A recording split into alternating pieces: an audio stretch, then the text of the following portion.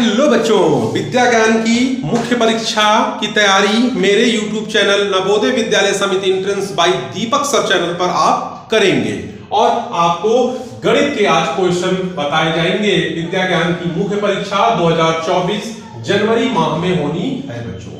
जनवरी माह में ये परीक्षा कराई जाएगी, जिससे कि आप लोग इस परीक्षा की तैयारी जो भी समय आपके पास है उसकी तैयारी अच्छे से करिए, अभी से करिए। तो देखिए बच्चों, आज मैं आपको पहला क्वेश्चन बताऊंगा विद्या ज्ञान का, जो बहुत अच्छा क्वेश्चन है और ये जो भी क्वेश्चन मैं बताऊंगा आपकी तैयारी में कुछ इजाफा होगा, आपकी तैयारी अच्छी होगी। पर बच्चों एक बात है कि चैनल पर कुछ भी आपको अच्छा लगे तो चैनल को लाइक किए बिना मत जाइएगा और चैनल को ज्यादा से ज्यादा शेयर करिएगा अपने ही जैसे बच्चों को, जो बच्चे विद्या ज्ञान की तैयारी कर रहे हो, आपके दोस्त लोग। ठीक है, तो जो बच्चे प्री परीक्षा पास कर चुके हैं, अब मुख्य परीक्षा की बारी आ गई बच्चों, तो मतलब जो है घबराना नहीं है, परेशान नहीं होना है, मेरे YouTube चैनल के साथ बने रहिए। ठीक है। हाँ तो बच्चों, हम लोग के सामने जो क्वेश्चन आया है, इस क्वेश्चन को देखिए। मुख्य परीक्षा में बच्चों जो क्वेश्चन आते हैं मैथ्स के, वो प्री परीक्षा की तरह ही होते हैं, लेकिन मुख्य परीक्षा में थोड़ा सा क्वेश्चन में अब दिमाग को आपको चलाना होगा, दिमाग को दौड़ाना होगा। ठीक है ना। तो मुख्य परीक्षा देखिए क्वेश्चन कैसा आएगा। ऐसी दो संख्याएं लिखें जो 21 के बाद लेकिन 28 से पहले आती हैं। तो देखिए ऐसी दो संख्याएं लिखें, तो एक संख्या 21 है और एक है 28। तो कह रहा है ऐसी दो संख्या लिखें जो 21 के बाद, तो 21 के बाद क्या आता है, 22 आता है, 23 आता है ना। फिर उसके बाद 24 आता है, 25 आता है, 26 आता है और 27 आता है, लेकिन 28 से पहले आती है। तो ऐसी दो संख्याएं आप चाहे 22-23 को लिख ले और चाहे 24-25 लिख ले, चाहे आप 26 और 27 लिख ले, क्योंकि ये 21 के बाद आती हैं और 28 से पहले आती हैं। 28 से देखिए पहले आ रही है, ये 28 है तो 28 से पहले 27 आ रहा है। तो इस तरह से बच्चों आपका पहला क्वेश्चन हो गया। क्वेश्चन कोई दम थी, कोई दम नहीं थी, बशर्ते यहाँ दिमाग चला। अब बच्चों हम लोग क्वेश्चन नंबर 2 पर आएंगे। ये भी मुख्य परीक्षा में ऐसे प्रश्न भी आते हैं विद्या ज्ञान की। तो देखिए इस प्रश्न को हम लोग कैसे करेंगे। कह रहा है कि प्रकाश ने बैंक से 7% वार्षिक ब्याज की दर से 13,000 रुपए उधार लिया। 3 वर्ष बाद कितना धन बैंक को वापस करना पड़ा, यानी बैंक को वापस करेगा वो। तो बच्चों इस क्वेश्चन को हम लोग साधारण ब्याज का क्वेश्चन है, कैसे करेंगे। देखिए साधारण ब्याज का एक सूत्र होता है ना, क्या होता है, मूलधन है ना, फिर उसके बाद गुणे दर होता है, गुणे समय होता है और बटे में क्या होता है, 100 होता है।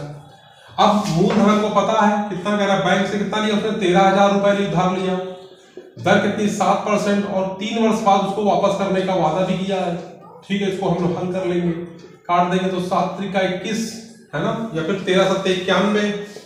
देखिए 13 सत्ते 91 यहाँ हो जाएगा 910 इंटू 3। देखिए 130 से 13 सत्ते 91 तो 910, 3 0 0 3 कम 3 3 और 27, ये ब्याज आ गया। और मूलधन ये है, और उधार कितना उसको देना होगा बैंक को। तो मिश्र फॉर्मूला होता ना, एक फॉर्मूला क्या होता फॉर्मूला, साधारण ब्याज बराबर मिश्र धन माइनस मूलधन होता है, और होता है ना साधारण ब्याज का सूत्र होता है ना बच्चों, साधारण ब्याज होता है मिश्र धन माइनस मूलधन है ना। लेकिन हमको यहाँ पे मिश्र धन निकालना है तो मूलधन को जोड़ देंगे किसमें, साधारण ब्याज में।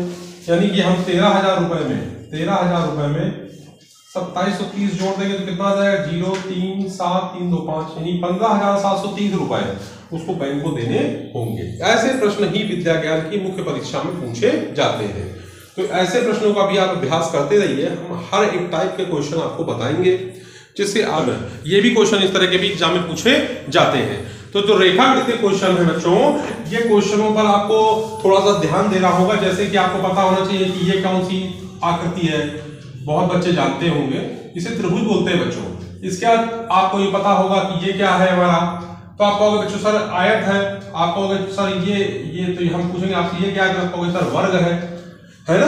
तो सॉरी, तो इसी तरह से ये एक फिगर दे रखा है। विद्या ज्ञान की मुख्य परीक्षा में कभी फिगर के क्वेश्चन आते हैं और फिगर से आपसे पूछेगा कि इसमें कितने समकोण हैं, यानी समकोणों की संख्या बताइए। तो बच्चों आपको पता है कि कोण होते हैं कुछ, जैसे कि न्यून कोण होता है ना, न्यून कोण होता है, फिर अधिक कोण होता है ना, समकोण होता है बच्चों।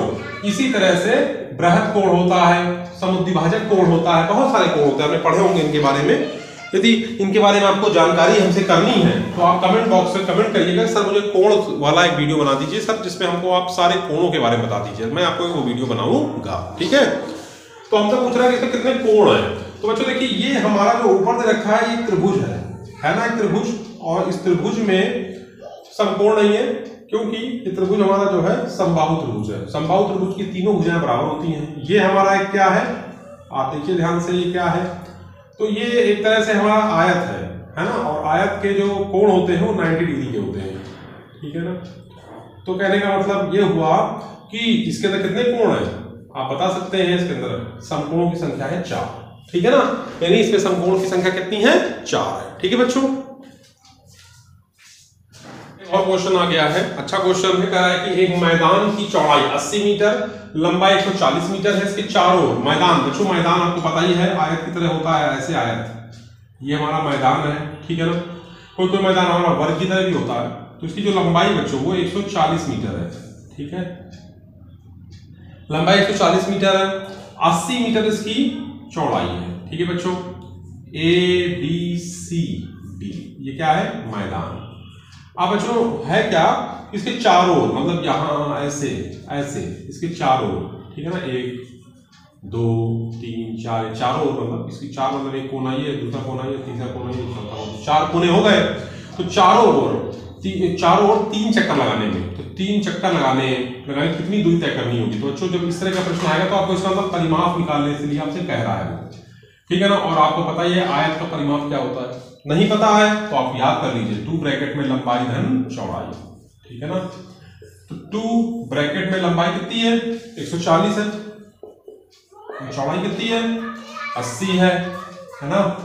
तो जोड़ लेंगे इसको, तो 140 वाली जगह कितना, 220 हो जाएगा, ठीक है। 0 8 4 12 2 हासिले, 8 4 12 की 2 हासिले 220 हो जाएगा, ठीक है। गुणा कर लेंगे, कितना जाएगा, 2 दूनी 4, 2 दूनी 4, 440 आ जाएगा। अब चक्कर ही परिमाप निकाला पूरे, इसका निकाल कितने, 3 चक्कर लगाने हैं, तो 3 चक्कर से 3 गुणा कर देंगे, 3 0 0, 3 को 12 की 2 हासिले, 3 12 की 1320 मीटर बच्चों जो होगा वही ऑप्शन सही होगा, सी ऑप्शन इसका बच्चों सही है। तो कहने का मतलब है कि क्वेश्चन आसान होते हैं, आपके समझने पर ही डिपेंड करेगा।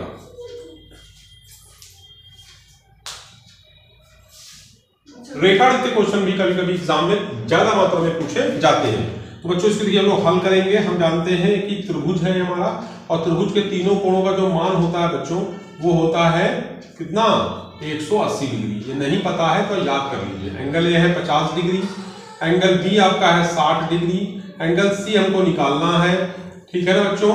तो एंगल सी हमको जब निकालना है तो 180 में बच्चों हम लोग 110 डिग्री कम कर देंगे, कितना आ जाएगा, 70 डिग्री। यही एंगल सी की माप होगी। ए ऑप्शन इसका बच्चों सही है आसान क्वेश्चन, लेकिन आपको इसके गुण, त्रिभुजों के प्रॉपर्टीज, त्रिभुजों के गुण पता होंगे तो आप क्वेश्चन को लगा। वृत्त की त्रिज्या, बच्चों एक वृत्त बनाते हैं, वृत्त को अंग्रेजी में सर्कल बोलते हैं। ये वृत्त है और इस वृत्त का ये सेंटर है, ठीक है ना, और इसकी ये जो है सी, ये हमारी त्रिज्या है, यानी रेडियस। त्रिज्या की लंबाई है 4 सेंटीमीटर। व्यास जो बच्चों होता है त्रिज्या का दुगना होता है, ठीक है ना। तो यदि हम व्यास की बात करें तो व्यास हो जाएगा 2 गुणे त्रिज्या, ये होता है फार्मूला, याद रखें आप। और नहीं आता है तो इसको याद कर लीजिए, क्योंकि एग्जाम में पूछ देता है सीधे डायरेक्ट। तो हो जाएगा फिर कितना, 8 सेंटीमीटर, ये हो जाएगा हमारा व्यास। यानी इसका हो जाएगा क्या, वृत्त का व्यास बताइए, तो वृत्त का व्यास जो होता है वो ये होता है पूरा, ठीक है ना। तो 8 सेंटीमीटर, यानी बी ऑप्शन इसका सही। बच्चों एक क्वेश्चन हमारे सामने और आ गया है, अच्छा क्वेश्चन है बच्चों। कह रहा है कि कक्षा 5 की छमाही परीक्षा में मोती बच्चों लड़के का नाम है, विभिन्न विषयों में प्राप्तांक, बच्चों विभिन्न विषयों में प्राप्तांक दे रखे हैं, निम्न सारणी एवं दंड आरेख में दिए गए हैं। तो पहले सारणी हम आपको दिखा दे रहे हैं, सारणी को ही हम लोग देखेंगे पहले। तो इन प्रश्नों के उत्तर देने का सबसे ज्यादा अंक किस विषय में है, तो आप बताइए सबसे ज्यादा अंक किस विषय में है। सबसे ज्यादा अंक हमारे गणित में है, यानी सबसे ज्यादा अंक किसमें है, गणित में। कि देखिए गणित में इसको 28 मिले, बाकी सब में कम है। दूसरा, किन विषयों में बराबर अंक है, तो किन किन विषयों में बराबर, हिंदी और अंग्रेजी में बराबर अंक हैं, यानी हिंदी में और अंग्रेजी में क्या है, बराबर अंक इसको मिले हैं बच्चों, हिंदी और अंग्रेजी में, ठीक है। अगर कि गणित विषय में अंग्रेजी से कितने ज्यादा अंक है, तो देखिए गणित में 28 मिले, अंग्रेजी में 20, कितने ज्यादा अंक मिले, यानी 28 में हम 20 माइनस कर देंगे, कितना आ जाएगा, 8, यानी 8 अंक उसको ज्यादा मिले हैं गणित में अंग्रेजी से, ठीक है बच्चों। तो कभी कभी इस तरह के प्रश्न भी आ जाते हैं। हमारे एग्जाम में, तो हमको घबराना नहीं है। विद्या ज्ञान की मुख्य अगला क्वेश्चन जो है, इस तरह का क्वेश्चन भी एग्जाम में पूछा जाएगा। कह रहा है कि 0.379 को भिन्न के रूप में बदलिए। तो देखिए इसको भिन्न के रूप में बदलने के लिए 379 और दशमलव जब हटाओगे बच्चों तो यहाँ 0 हो जाएगा, ये 1000 हो जाएगा। 379 1000 हो गया, इसको भिन्न रूप बदले, भिन्न रूप में हो गया। ठीक है, अब इसको मान लेते हैं आपको गुणा जोड़ मतलब और सरल करना है, सिंप्लीफाई करना है, तो आप कर सकते हो।